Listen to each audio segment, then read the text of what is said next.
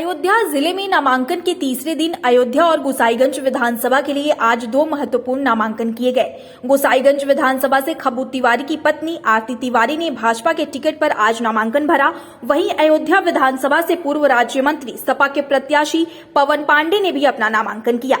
नामांकन के बाद गोसाईगंज की भाजपा प्रत्याशी आरती तिवारी ने कहा कि उनके पति जेल में हैं और विपक्ष उनके समर्थकों पर हमला बोल रहा है, उनको परेशान कर रहा है, लेकिन जनता भाजपा के पक्ष में ही फैसला सुनाएगी। वहीं अयोध्या विधानसभा से सपा प्रत्याशी पवन पांडे ने कहा कि पिछले 5 सालों में अयोध्या ठगी गई है और छली गई है। भगवान राम के नाम पर पूरे 5 साल भाजपा ने अयोध्या में राजनीति की है, लेकिन कोई विकास नहीं किया।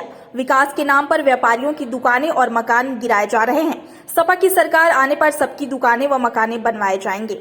कहीं कुछ नहीं हावी है और हमारा चुनाव हमारी जनता हमारे गोसाईगंज की दबंग नहीं है, कायर पे 3 से 2017 से लेकर 22 तक भारतीय जनता पार्टी योगी आदित्यनाथ की सरकार ने केवल अयोध्या को ठगा है, छला है, लूटा है।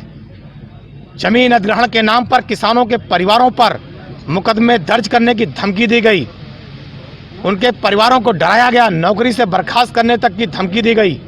व्यापारियों की दुकानों पर बुलडोजर चला, कई पीढ़ियों से अयोध्या में रह रहे लोगों के मकानों पर बुलडोजर चलाओ गिराया गया। तो योगी आदित्यनाथ की सरकार ने, भारतीय जनता पार्टी की सरकार ने केवल प्रभु श्री राम के नाम पर अयोध्या को ठगने, छलने और लूटने का काम किया है। समाजवादी पार्टी की सरकार बनेगी, जिनके मकानों पर बाबा की सरकार ने बुलडोजर चलाया है, जिन व्यापारियों का उत्पीड़न किया है, अयोध्या विधानसभा की जो जनता छली और ठगी गई है, उसको न्याय देने का काम, जिनका मकान गिराया गया उनका मकान बनवाने का काम, जिन व्यापारियों की दुकानें तोड़ने की योजना भाजपा की सरकार ने बनाई है, उन व्यापारियों को स्थापित करने का काम, नगर निगम द्वारा ये जो भारी भरकम टैक्स पूरे अयोध्या फैजाबाद क्षेत्र में लगाया गया है, इस पूरे टैक्स को समाप्त करने का काम, 300 यूनिट बिजली फ्री देने का काम, सिंचाई के लिए किसानों को बिजली फ्री देने का काम, और किसानों के खेत को ये जो सांड बैल चढ़ जा रहे हैं, किसान भुखमरी के कगार पर है।